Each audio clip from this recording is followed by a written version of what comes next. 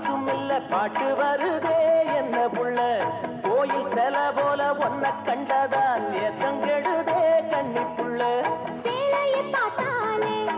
சொக்கி போகிறையே மாமா வேலையை பார் மாமா அந்த வெட்டி பேச்சு ஏமா